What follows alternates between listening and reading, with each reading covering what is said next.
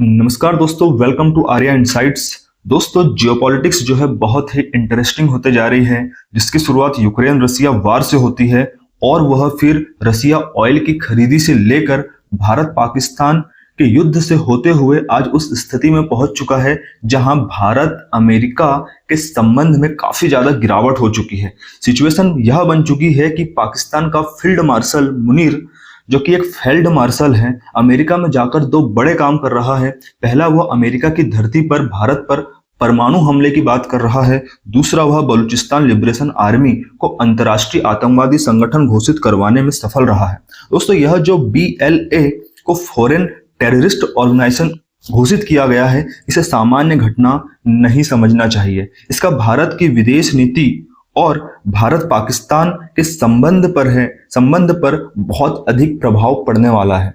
आज हम यही डिस्कस करने वाले हैं कि यह घोषणा में अमेरिका, पाकिस्तान, इन दोनों के हित, ये दोनों अपने हित कैसे साध रहे हैं और भारत के लिए कैसे चुनौती आने वाली है। दोस्तों, यह जानने से पहले थोड़ा सा BLA के बारे में आपको पता होना चाहिए। जो BLA है, यह जो बलूचिस्तान है, बलूचिस्तान एक्चुअल में एक इंडिपेंडेंट स्टेट था जब पाकिस्तान नहीं बना था, परंतु जब पाकिस्तान आजाद हो जाता है तो धीरे धीरे पाकिस्तान द्वारा BLA के क्षेत्र पर धीरे धीरे अधिकार कर लिया गया। जो उसका ऑटोनॉमस स्टेट था, जो स्वतंत्रता थी, उस सबको समाप्त कर दिया गया और पूरा का पूरा पावर पाकिस्तान ने अपने हाथ में ले लिया और अपने अधीन कर लिया। और जब ऐसा हो चुका था तो उसके बाद से ही BLA की आजादी की लड़ाई शुरू होती है और वो लड़ाई आज तक के चल रही है कि भाई हमको पाकिस्तान से अलग होना है, पाकिस्तान ने हम पर इलीगल तरीके से अधिकार कर लिया है।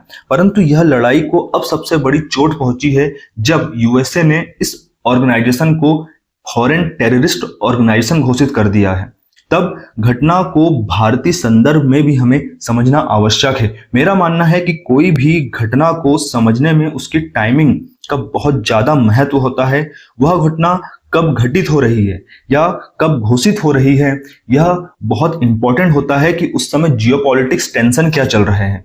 मुनीर पिछले 2 मंथ्स में 2 बार USA की यात्रा कर चुका है।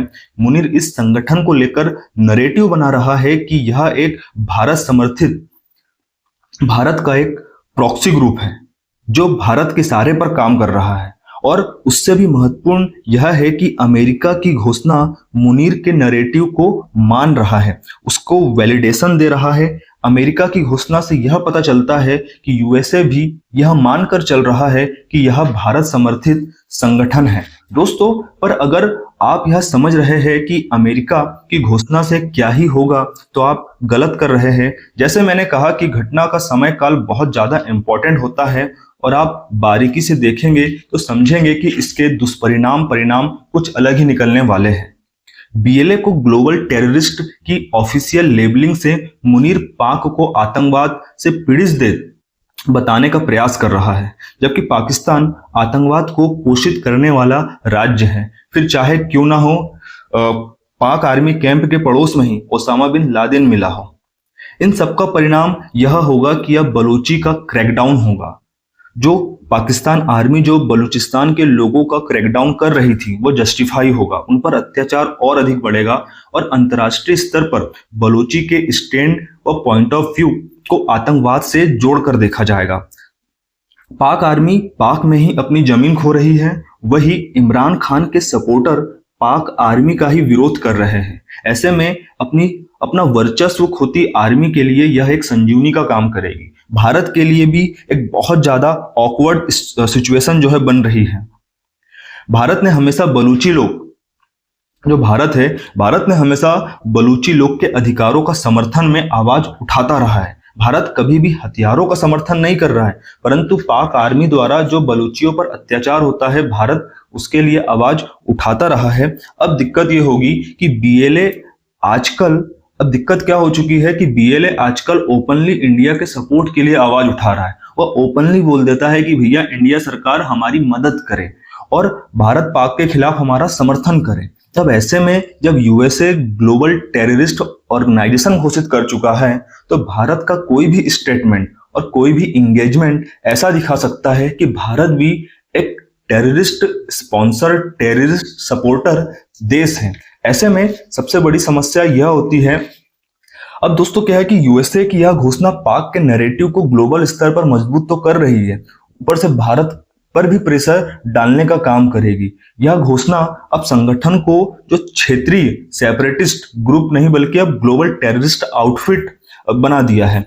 अब इससे यह होगा कि यह भारत की बढ़त को कमजोर करेगा। भारत कई बार इस मुद्दे को लेकर पाकिस्तान पर दबाव बना सकता था, परंतु अब यह जो है भारत की जो लिवरेज मिला था उसको, डिप्लोमेटिक लिवरेज या बढ़त प्रदान करता था, यह मुद्दा बलूची इशू को प्रेशर बनाने का जो मुद्दा था वह कमजोर करेगा। यह सबसे बड़ा यदि किसी ने गेम खेला है यहाँ पर तो वह है अमेरिका।